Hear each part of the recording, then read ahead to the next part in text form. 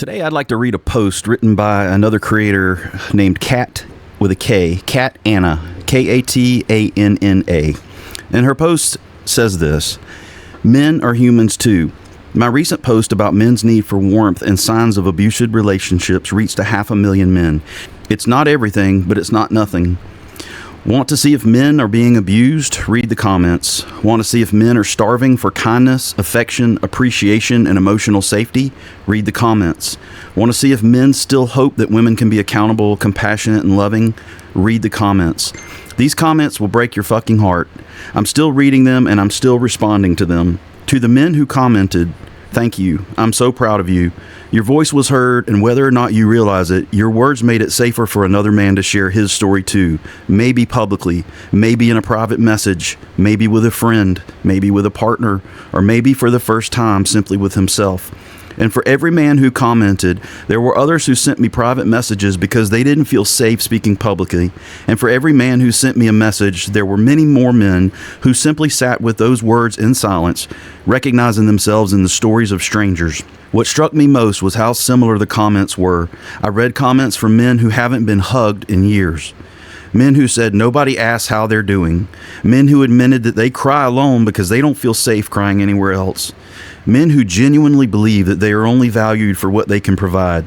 Different ages, backgrounds, countries, yet so many feeling the same pain. Where have we gone wrong as a society that we have forgotten a man's humanity? Somewhere along the way, we forgot that the man paying the bills, fixing the problems, driving the kids to practice, showing up to work every day, and carrying everyone else's stress might need support too. We forgot that the man everyone depends on might be struggling. We forgot that the strong man in the room may be carrying grief, fear, loneliness, heartbreak, or exhaustion that nobody sees. Too many men feel like their value begins and ends with what they produce. Men are not walking wallets. They are not machines built to produce. Their existence is not solely for the benefit of others. They are human beings.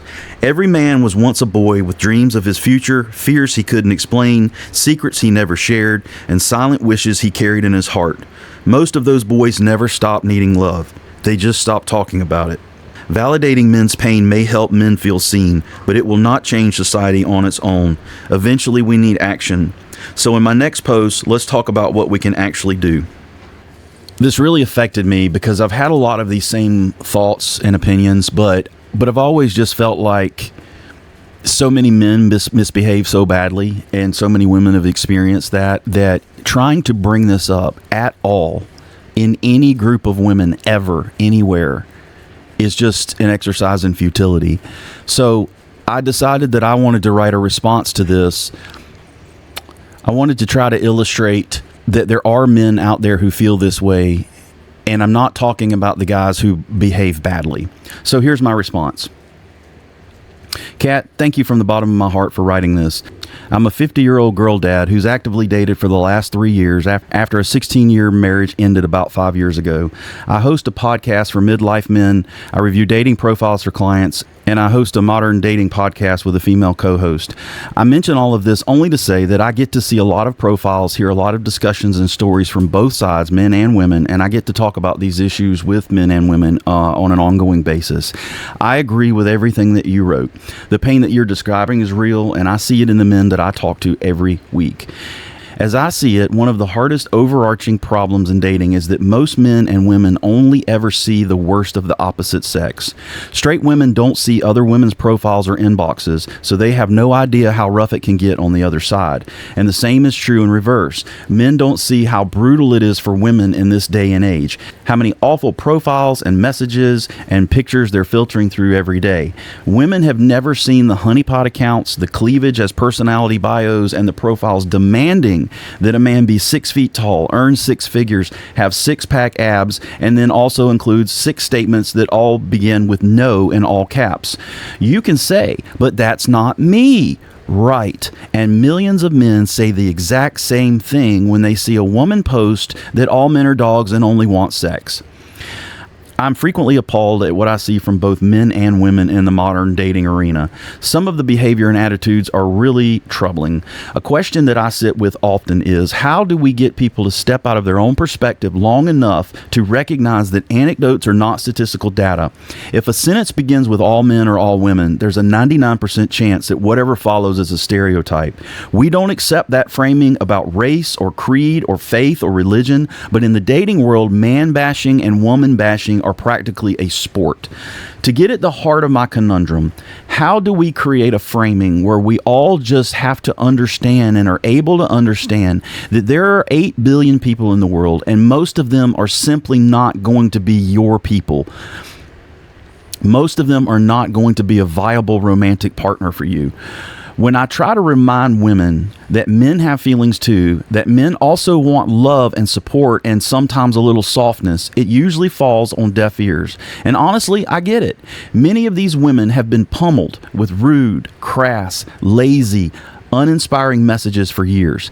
I see so much low effort or even no effort behavior from so many men that it gets hard for me to defend them sometimes. You can't claim as a man that you want real love and a real connection while you're also sending out unsolicited graphic photos or leading with overtly sexual language in your bio or your opening message. No quality, decent woman is going to want anything to do with that. I say quality because there are women who will respond to that approach.